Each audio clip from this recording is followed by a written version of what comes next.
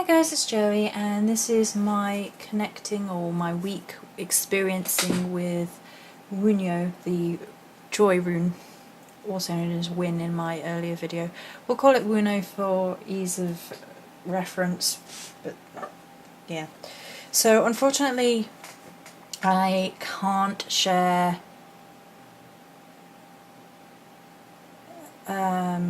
too much from this week because a lot of it has actually been tied up with my own experiences. A lot of them have made me feel quite unhappy this week and have illuminated things that do upset me. And I think if I talk at it at length, it's only going to detract from my lesson this week, which was moreover about overcoming and cutting away those things that make me feel unhappy and embracing things that show my joy and creativity, primarily my crafting, which is a great source of joy for me, and it's an expression of my soul, my spirit, my energies, and everything about me. People on Facebook and friends and whatever will know what's going on, and other than that, I'm not gonna allow that situation to have any more attention. I feel this is the right course of action, and as little as I'm not happy about that situation, but I am sure people will come to see it for themselves and understand for themselves what's going on. So I'm just going to try and stick to the positive side of things. It might encroach slightly because my experiences have been completely tied up with that, but I still wanted to share something with the group and with YouTube on my experiences of Wunjo, because this is something I said and started out saying I was going to do. This was my video log of the runes, which was my idea, and I wanted to share my Celtic path with everyone, which is my path. It's what I'm dedicated to. It is mine, and I love it, and I'm not going to let this situation stop me from sharing, but I don't want it to sort of overwhelmingly become a negative thing. So, okay, so Wunjo, I'm going to read out a few things from the beginning of the week that I thought were incredibly relevant. One, Wunjo is a double-edged sword. That was from the very first video at the beginning of this week. You are to come into yourself in some way, and you're to overcome the challenge of Thurasaz. Now that's really important for me this week. I'm going to read the initial thoughts that I had, which are perhaps they're not all happy and light, and I don't believe in a singularly positive interpretation of anything related to a spiritual path. I think we need light and dark, we need day and night, we need joy and pain, we need happiness and sadness, and that's what makes us grow. Without these things we cannot grow. We need rain and sunshine to grow, and misinterpreting anything as solely positive or solely negative is an unfortunate mistake as far as I'm concerned, and I hope my interpretation reflects how I feel about this. Also, again, it will be through my Celtic deities because I follow the Celtic path. This is my path. It has been for a number of years, and it's not something I take lightly. This is the only way I can connect to the spirituality aspect of it, and therefore I have to keep going with it. So I'm going to start reading from my journal, and I will have to cut bits out, I'm afraid, because I'm not allowing the copycat situation to ruin this video for everybody. Happiness is often a difficult concept for me, as depressing as it is to admit. Having depression might not help with that situation. However, growing up I was terrified of moments where I felt truly happy because they were quickly followed by something awful, usually at the hands of those ready to make me unhappy, my parents primarily, and one or two poisonous so-called friends back in the day. I used to believe true happiness came only from the love in a relationship and desired this above all else. I quickly learned that relationships don't equal happiness all the time, because any relationship has sad times. I try to look back and remember happy moments, but it's hard to do so without remembering the betrayals of heart. One ex and I lay on the grass looking at the stars. This was a happy moment. However, he later abandoned me in the midst of the abuse crisis, happily leaving me to homelessness. The first man I loved without apprehension, not perhaps my first boyfriend, but my first true love, I can recall many happy moments. He got to my heart in a way no one else did. Sat on his bed, he told me all he wanted when he grew up was me and someday a family.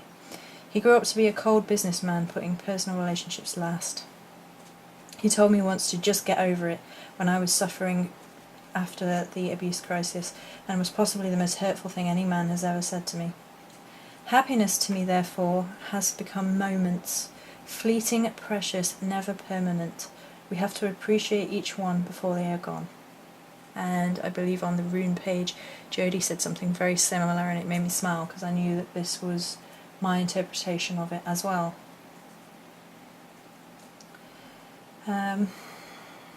How do I express this bit without...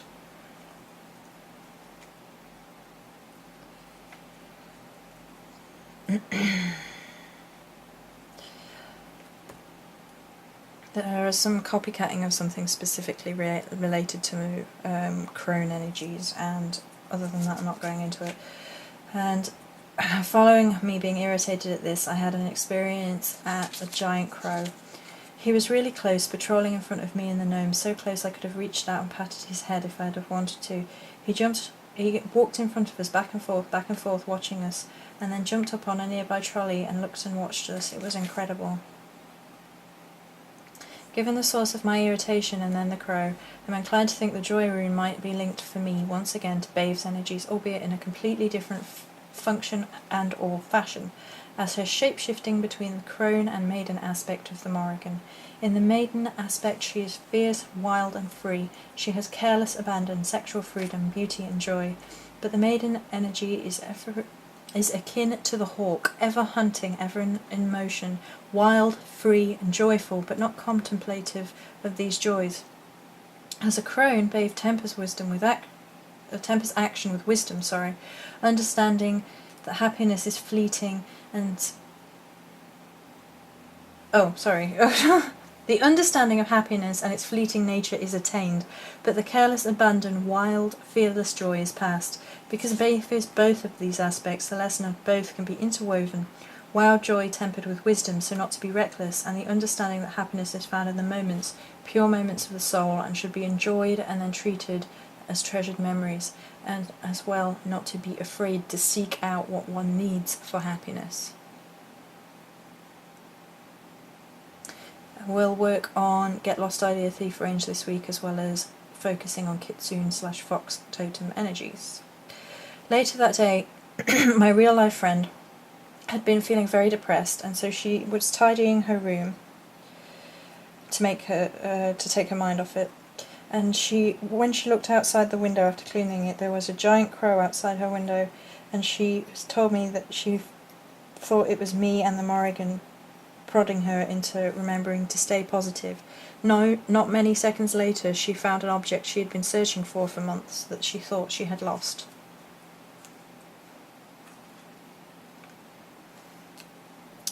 Day 2 was the supermoon, and I had this thought, and I shared this on Facebook, so I will share this here. Creative minds are like birds. Some people look up and think that's amazing and watch them with joy. Some people get out their shotguns and try to shoot them down, but the worst kind of people throw hooks onto these birds and try to attach themselves so they can fly as well, and end up ripping the bird to pieces. I decided to remove the source of my annoyance. I shan't read all the rest of this because Bave, one of the first lessons of Bave is that we are responsible.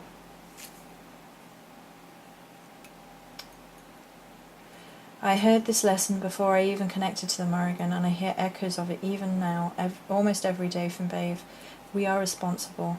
We are responsible for our own behaviour, our own path, our own learning, and in the case of Wunjo, our own happiness.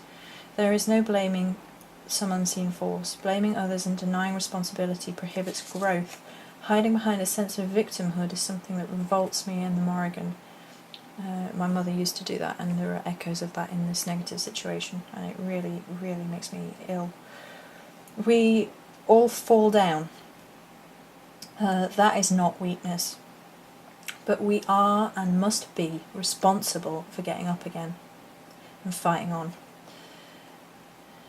In light of this message, I decided to focus on some new crafting, something positive, something to make me happy. Specifically the Kitsune/Fox energies, which are very abundant right now and keep poking me. I then had one of those moments where you realise what's going on and all the connections fall into place. Fox is connected with the Alder tree in Celtic astrology associations, which is ruled by Bran. Bran is the male counterpart to Bave, the sage aspect of the Morrigan. His energies have been influencing me lately, and all these crows at close quarters, because I had 3 more crows at really close quarters this week. I mean, so close, like they're like nearly on my knee at one point. Some of which had a quite comical edge, like one had a huge slab of bread in its mouth, like the bread was wider than the bird itself. It was hilarious. These are likely to be his and Bave's influence, as it is one of their totem animals. Alder is masculine, associated with Mars, so is Hawthorn, my so-called discovered wand. I say so-called discovered because it was left there for me. The attributes are therefore fiery, my favourite magical element, and are related to the following associations, which are all very relevant right now: courage, evolving spirituality, self-reliance, adventurism, charm, and leadership. Its Kitsune Fox energy was also the theme of a gift from my real-life friend who I mentioned earlier with her experience with the crow. She sent me much happiness when she sent all of those items, all of which were colour-coded themed to make me happy. She later sent me the buzzard feather and the Celtic tree calendar on a card, which arrived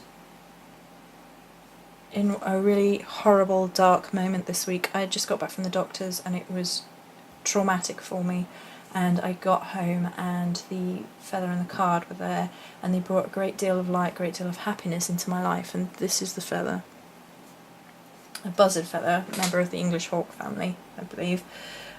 So the buzzard family, which aligns with the maiden aspect of Bave I had earlier described, that wild hunting, fierce, wild joy side. I looked up the attributes as a totem animal, and they are as following: death and rebirth, prophecy, love of mother goddess, new vision, purification, knowledge concerning death of a loved one, all Morrigan themes. I knew the feather was for the Morrigan's altar when I saw it, and these attributes only confirmed my feelings on the matter. Also, if you look, you can see it. Let me just move the feather. At the feather, it has orange working through it by colour association, closely linked to the fox. The craft so far kept coming out beautifully and making me happy. I earlier read that Wunjo is the overcoming of Thurisaz. I wonder if the removing of the thorn in my side that is poisoning my happiness is the key to Wunjo's message this week.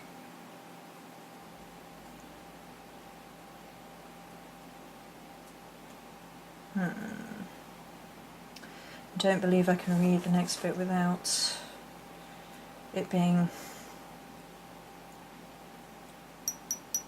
negative. I shared the following thought on Facebook, and I will share it here as well. Following the idea of personal responsibility for our own actions comes the thought we must be real. So many of us hide behind masks, and for witches in particular, and humans in general, this is potentially disaster. Pretending to be something we are not takes up energy, energy that fuels a lie. Lying is abhorrent to me and the Morrigan, for a witch must stand in truth and balance. Pretending to be all sweetness and light rots away any real goodness. Faking being dangerous leaves you open and always contemplating the negative. Be real, be yourself. Fakers and liars make me deeply unhappy. Fox, shapeshifter goddess, is also connected with Danu. This point was highlighted to me today by Celtic Fairy on YouTube. She is that Danu is connected with foxes, and that she shapeshifts into a vixen in the history of Tuatha De Danann. If I'm saying that wrong, I apologise. I shall also read a quote in the Book of Lekon. We are told that the Tuatha De Danann were named after the Morrigan's other name, which was Danu. The Morrigan, her other name Danu. So it's within the Celtic literature that Danu is associated with the Morrigan. She's not an energy I have worked with currently because my connection with Anu is quite strong. And I've had very clear, very vivid meditations when it has come to Anu, and sometimes interchangeably, although I believe that's wrong. I believe they might just be different aspects of the Morrigan within themselves. I feel very strongly that the connection I had with the fox energy this week was connected to Bran. It was very fiery, it was very masculine. It was also the counterbalance of Babe, whom energies, as I have said, have influenced and affected me again this week, albeit in their different sense as their shapeshifter self between crone and maiden, and that makes sense with the shapeshifter self of the fox energy. He's a shapeshifter, and he is associated with Bran, who is associated with Babe, and it's all very interlocked, interlinked, connected. I often think of trying to focus on understanding the Morrigan as that she is a river.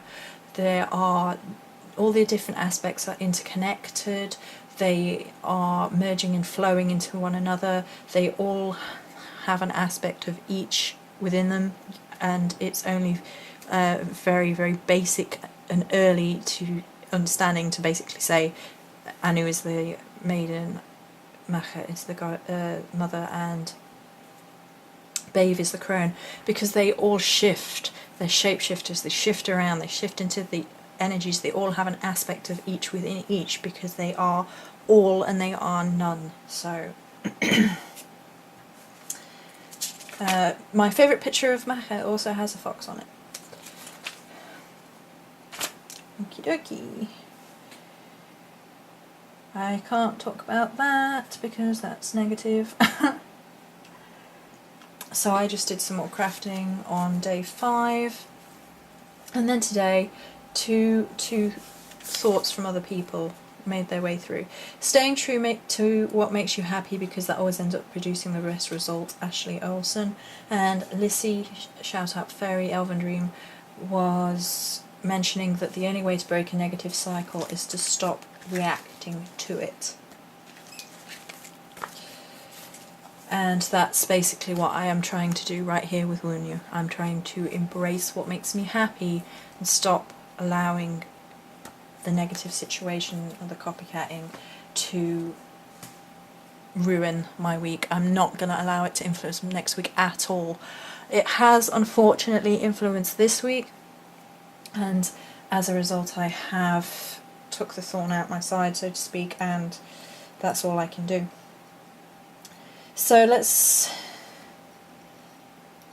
talk a little bit more about the wild maiden aspect of joy balancing with crone, and I really honestly believe that Babe has stood with me this week. I was very irritated about something to do with crone energies and copycatting at the beginning of the week, and she has stood firm by me. I found a picture of Babe this week, which is how she often appears to me in her maiden aspect. She had very young, very beautiful, very wild and fierce, but she has long white hair and sort of clouded eyes and very, very red lips. The picture didn't have red lips, but it was very, very close, and I honestly believe I came across it completely inverted commas by accident, so I was meant to see it. It was just another visual confirmation of this week, and she stood by me, and she's wild and fierce and free and nothing to be messed with. She has the wisdom of the crone and the fire of the maiden. She's, you know, a powerful deity, and I love her very much. I love the Morrigan very much. I'm very devoted to my Celtic path,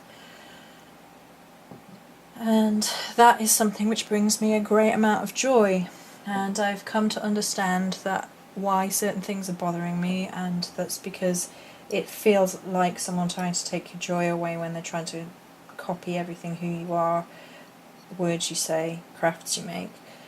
And I've got to the point now where I don't want to share certain things, because I'm sort of, it's counting down to how long it's going to be. And I went through a stage this week where I considered stopping sharing altogether. And then I thought to myself, it's my joy, it's my life. I'm going to keep sharing, keep talking, keep discussing, because these are the things that make me happy, and I can't allow one person to poison, or two people, or a group of people, or anybody really, to poison my happiness. And happiness is something which is our own responsibility. That has come to me this week with the lessons on responsibility. You know, I try and take responsibility for everything I create, everything that comes out of my mouth, and originally I was going to share all the negative stuff from my week and just be pure and utterly honest with it, and then I decided, and was prodded by the Morrigan, just to rein it in, because it's not going to accomplish anything, and it's not going to make me feel any better. It's just poisoning me and allowing that poison to carry on. So I just have to keep on being myself and finding my joy and finding my happiness, and keep making what I make and feeling what I feel, and just going on through. So I understand that some people might have had a much happier reaction to Wunjo, and that's great. You know, if you can focus on the positive aspects and manifest that in your life, then that's a good thing. But I am a strong believer in the need of balance, of sunshine and rain. So that's it for this week's video on Wunjo. I hope you enjoyed my video. Many blessings.